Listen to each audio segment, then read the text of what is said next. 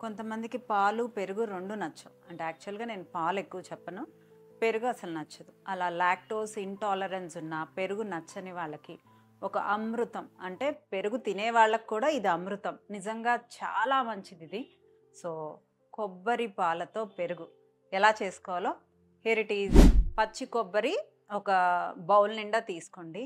ఆ back side ఉండే ఆ బ్లాక్ కలర్ ఉండే దాన్ని పీల్ చేసేసేయండి. కొబ్బరిని సన్నగా కట్ చేసి మిక్సీ జార్‌లో వేసి, కొంచెం వాటర్ వేసేసి బాగా బ్లెండ్ చేయండి. ఫస్ట్ పేస్ట్ అయ్యాక ఎక్కువ వాటర్ ఏసి బాగా బ్లెండ్ చేసి, ఒక క్లాత్‌తో వడగట్టండి.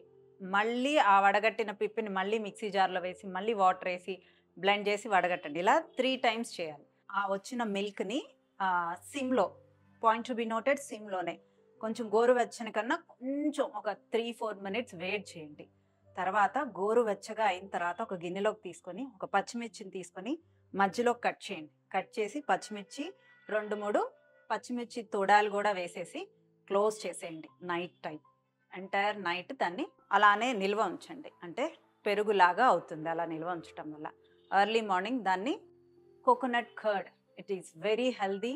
థైరాయిడ్ పేషెంట్స్‌కైతే చాలా మంచిది. కోకోనట్ మిల్క్ కూడా థైరాయిడ్ పేషెంట్స్‌కి చాలా మంచిది. So, coconut curd. It is very, very healthy. Try this coconut curd.